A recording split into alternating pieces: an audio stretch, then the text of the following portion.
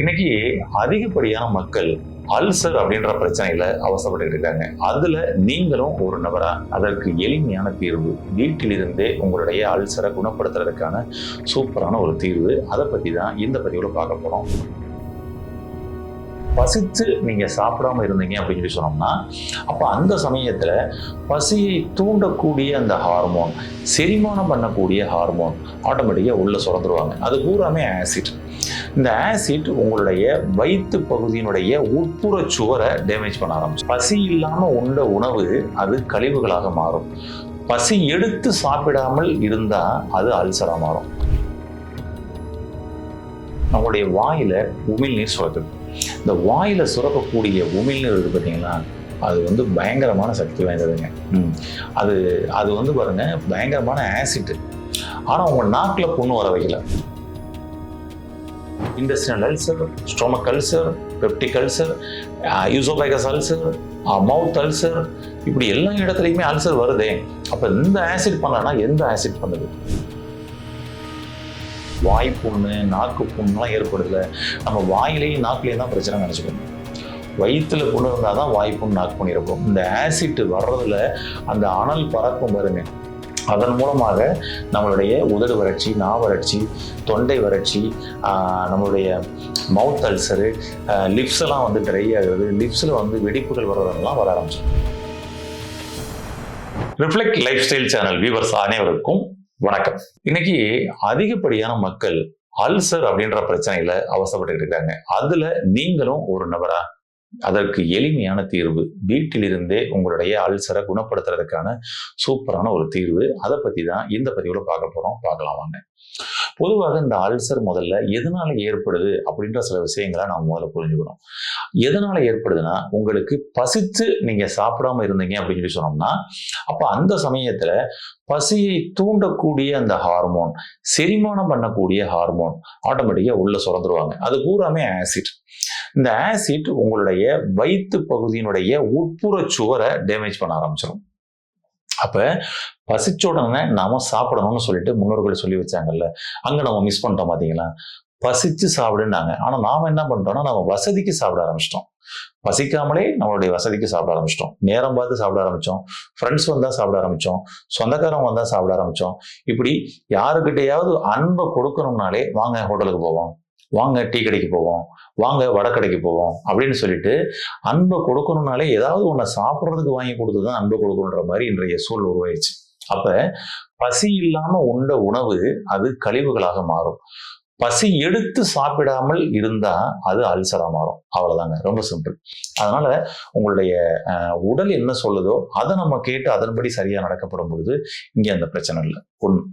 அடுத்தது, நீங்க சாப்பாடு சாப்பிட்றீங்க, அதை செரிமானம் பண்றதுக்கு 20 நிமிஷத்துல இருந்து 2 மணி நேரம் ஆகும். இது ரியாலிட்டி. உள்ளுக்குள்ள நீங்க என்ன சாப்பிட்டாலும் சரி. அப்ப நம்ம ஒரு நல்ல மதியான சாப்பாடு சாப்பிட்றோம், நல்லா சாப்பிட்டதுக்கு அப்புறம் உடனே போய் ஒரு குட்டி தூக்கம் போடணும்னு சொல்லிட்டு சாப்பிட்ட உடனே போய் படுக்கிற பழக்கம் இன்னைக்கு பல பேருக்கு இருக்கு. சரிங்களா? ஒண்ணு.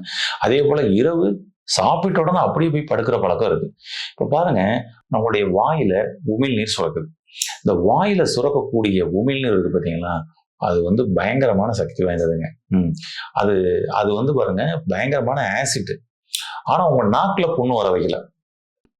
கரெக்டுங்களா? ஆனா உணவு செரிமானம் பண்றதுக்கு இது பயன்படுது. எப்படி பாருங்களேன். அப்ப நாக்குல சுரக்கக்கூடிய உமிழ்நீர் மாதிரி உள்ளுக்குள்ள வயிற்றுல ஹைட்ரோகுளோரிக் அமிலம் அப்படின்னு சொல்லி சுரக்கும். அதுவும் ஃபுல் ஆசிட். ஆமா. ஆனா பாருங்க, வயிறு புண்ணு பண்ணல. அதான் ஒரு விஷயம். அடுத்தது, சிறுகுடலுக்குள்ள இன்டெஸ்டினல் ஜூஸ்னு சுரக்கும். அப்புறம் பாத்தீங்கன்னா, கால் பிளேடர்ல இருந்து கால் டக்ட் வழியாக கால் ஜூஸ் அப்படின்னு சொல்லி வரும். கல்லீரலில் சுரக்கக்கூடிய பித்த நீரானது கால் ஜூஸ்னு சொல்லிட்டு வந்துடும். அதே போல பேன்கிரியாட்டிக் ஜூஸ்னு சொல்லி வரும். இது எல்லாம் இன்டெஸ்டைனுக்குள்ள வரும். இப்ப இதுவும் ஃபுல்லா ஆசிட் தான். ஆனா இன்டெஸ்டைனை புண்ணாக்கல. அப்புறம் எப்படிங்க இங்கெல்லாம் புண்ணு வருதுங்க?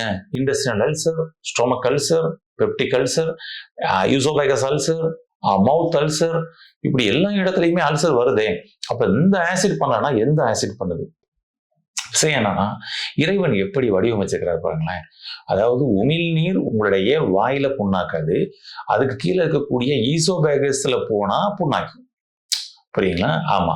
ஈசோபேகஸ்ல இருக்கக்கூடிய அங்க இருக்கக்கூடிய அந்த மியூக்கஸ் அந்த ஏரியாவை பாதுகாத்துக்கிட்டு இருக்கும். பட் அதுவே வந்து பாத்தீங்கன்னா கீழே இருக்கக்கூடிய ஸ்டொமக் ஏரியாவுக்குள்ள டேமேஜ் பண்ணாது. ஆனா அவர் வந்து பாத்தீங்கன்னா வந்துட்டு அடுத்து இன்டெஸ்டைனுக்குள்ள போகப்படும் பொழுது செரிமானத்துக்கு பயன்படுறாரு. இது என்னன்னா திரும்ப ரிட்டர்ன் ஆகுது பாருங்களேன், அப்பதான் டேமேஜ் பண்ணும். அதாவது இன்டெஸ்டைன்ல வந்து ஒழுகக்கூடிய பித்த நீர், கணைய நீர், இன்டெஸ்டைனல் ஜூஸ் இன்டெஸ்டைன்ல டேமேஜ் பண்ணாது. அப்படியே அது மேல ரிஃப்ளெக்ட் ஆச்சுன்னு வச்சுக்கோங்க, ஸ்டொமக்கு வந்துச்சுன்னா ஸ்டொமக்க புண்ணாக்கிடும். ரைட்டுங்களா? ஹைட்ரோகுளோரிக் அமிலம் கீழே போச்சுன்னா கூட பிரச்சனை இல்லை. ஆனா அது அப்படியே ரிஃப்ளெக்ட் ஆகி மேல வந்துச்சுன்னா உணவுக்குள்ளாக டேமேஜ் பண்ணிடும்.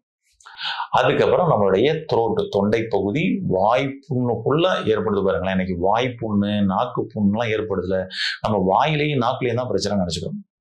வயிற்றுல புண்ணு இருந்தாதான் வாய் புண்ணு, நாக்கு புண்ணு ஏற்படும். இந்த ஆசிட் வர்றதுல அந்த அனல் பறக்கும் பாருங்க, அதன் மூலமாக நம்மளுடைய உதடு வறட்சி, வறட்சி, தொண்டை வறட்சி, நம்மளுடைய மவுத் அல்சரு, லிப்ஸ் எல்லாம் வந்து ட்ரை ஆகுறது, லிப்ஸ்ல வந்து வெடிப்புகள் வர்றதெல்லாம் வர ஆரம்பிச்சிடும். காரணம் உங்களுடைய வயிற்று பகுதியில ஏற்படக்கூடிய அல்சர். அவ்வளவுதான். இப்ப உங்களுக்கு புரிய வந்திருக்கும். அதனால இந்த ஆசிட் ரிஃப்ளெக்ட் ஆகுறதுனால அது எப்ப நடக்குது பாருங்க, சாப்பிட்ட உடனே படுக்கிறீங்க பாத்தீங்களா, இங்கதான் மெயினான விஷயம். அதையும் சாப்பிட்டுட்டு கொஞ்ச நேரம் படுத்தீங்க அப்படின்னம்னா சல்லுன்னு ஆசிட் மேல வரும். இரவு சாப்பிட்டுட்டு படுத்தீங்க அப்படின்னு சொன்னாலும் மேல வரும்.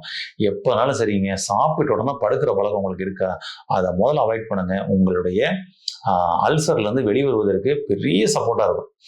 அதனால நீங்க என்னதான் மாத்திரை மருந்து அல்சருக்கு சாப்பிட்டாலும் சாப்பிட்டுட்டு நீங்க அதுக்கப்புறம் சாப்பாடு சாப்பிட்டு படுத்தீங்க அப்படின்னு சொல்லி சொன்னோம்னா கன்ஃபார்மா வருங்க.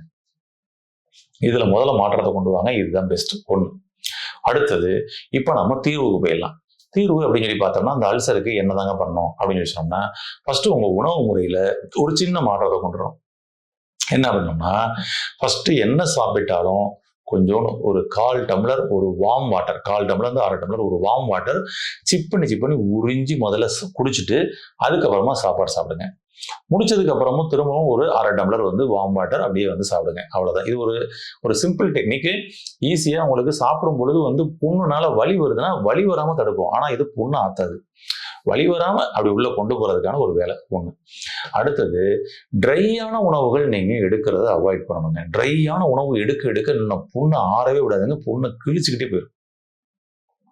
அப்ப உங்களுக்கு டிஸ்டர்பன்ஸ் இருக்க தான் செய்யும். அப்ப கொஞ்சம் அது லிக்விட் பதத்துல ஓகேங்களா, நல்ல லூப்ரிகேஷனோட உள்ள ஃபுட்டா நீங்க வந்து எடுத்துக்கொள்ளுங்க பெட்டர். சாம்பார் ஊற்றி சாப்பிட்டா கூட நல்ல அப்படி சொதன்னு ஊற்றி சாப்பிடுங்க. ரசம் ஊற்றி சாப்பிட்டா நல்லா கரைச்சு குடிங்க. அதே போல மோர் ஊற்றி சாப்பிட்டா நல்லா கரைச்சு அதை கூழாக்கி சாப்பிடுங்க. இப்படி கூழ் பதத்தில் உங்களுடைய உணவுகளை கொடுக்க ஆரம்பிங்க.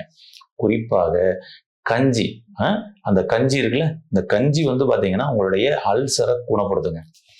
தினந்தோறும் காலை உணவு பழைய கஞ்சி சாதம்னு வச்சு பாருங்களேன், என்ன மாற்றம் நடக்குதுன்னு பாருங்க. உங்க அல்சர் சூப்பரா ரெடி ஆயிரும். அந்த ஆசிட் ரிஃப்ளெக்ஷன் வந்து பாத்தீங்கன்னா ஃபர்ஸ்ட் நாள்லயே மாற்றம் தெரிஞ்சிடும். காலை உணவு உங்களுக்கு கஞ்சி. இன்னைக்கு பழைய கஞ்சி மேல நிறைய விழிப்புணர்வு ஏற்பட்டு சயின்ஸ் இன்னைக்கு வந்து பாத்தீங்கன்னா அதை வந்து ரிசர்ச் பண்ணி இதுக்குள்ள அவ்வளவு சத்துக்கள் இருக்குன்னு சொல்லி இன்னைக்கு கொடுத்து பழைய கஞ்சி சாதத்தை சாப்பிட சொல்லி இன்னைக்கு ரெக்கமெண்ட் பண்ணிக்கிட்டு இருக்கிறாங்க. அது யாருக்கு, ரொம்பவும் கிரானிக்கா இருக்கக்கூடிய பேஷண்ட்ஸுக்கு எல்லாம் நீங்க காலை உணவாக பழைய கஞ்சி எடுத்துக்கன்னு சொல்லி சொல்லிட்டாங்க.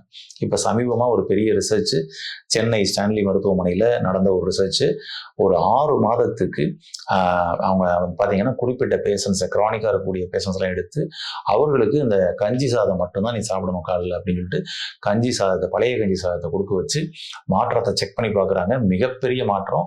கிரானிக்கா இருக்கக்கூடிய பல பிரச்சனைகள்ல இருந்து அருமையான மாற்றம் கிடைச்சிருக்குன்றத அவங்க ரிசர்ச் பேப்பரா சப்மிட் பண்ணிக்கிறாங்க. ஆக்சுவலி பழைய கஞ்சியில அவ்வளவு மேட்டர் இருக்குதுங்க. உங்க அல்சரை குணப்படுத்த இது ஒண்ணு போதுங்க. இதுதான் அருமருந்து. அன்னைக்கு பெரும்பாலும் எல்லார் வீட்லையும் பழைய கஞ்சி சாதமும் அது கூடவே வந்து பாத்தீங்கன்னா கொஞ்சம் வெங்காயம், ஒரு தேங்காய் சில்லு, இவ்வளவுதாங்க சாப்பாடே. இப்படிதான் நாங்க சின்ன பிள்ளையில கூட சாப்பிட்டு வந்துருந்தோம். காலையில பழைய கஞ்சியும் தேங்காய் சில்லும் செம்மையா இருக்கும். இது ரெண்டுமே அல்சரை குணப்படுத்துங்க. தேங்காய் பால் இருக்குது பாத்தீங்கன்னா, இது உங்களுடைய ஸ்டொமக்ல இருக்கக்கூடிய இன்னர் லேயரை மீண்டும் புதுப்பிக்கும். வாரத்துல ஒரு 3 நாள் வந்து பழைய கஞ்சி சாதம் எடுங்க. வாரத்துல ஒரு 3 நாள் தேங்காயை மட்டுமே மென்னு சாப்பிடுங்களேன். தேங்காயை மட்டும் மென்னு அந்த சாரெல்லாம் அப்படியே எடுத்து உறிஞ்சி சாப்பிடுங்க. பக்கா கிளியருங்க. அல்சரை பத்தி இனிமேல் நீங்க பயப்படவே தேவையில்லை. முதல்ல நீங்க இதுல தெளிவாகி நீங்க அதை கடைபிடிச்சாதான் உங்களுடைய அடுத்த வாரிசுகளுக்கும் நீங்க ஒரு சொல்யூஷன் கொடுக்க முடியும். அதனால இந்த காலை உணவை குறிப்பாக பழைய கஞ்சி சாதமோ அல்லது தேங்காய் பாலோ நீங்க எடுத்துட்டு வாங்க. அல்சர்ல இருந்து வெளிவாங்க. வாழ்த்துக்கள். உங்களுடைய நண்பர்களுக்கும் உறவினர்களுக்கும் இது போன்ற அவசரப்பட்டுக்கிட்டு இருக்கிறாங்கன்னா அவர்களுக்கும் இந்த டிப்ஸை சொல்லி அவர்களையும் கடைபிடிக்க செய்யுங்கள். வாழ்த்துக்கள். நன்றி.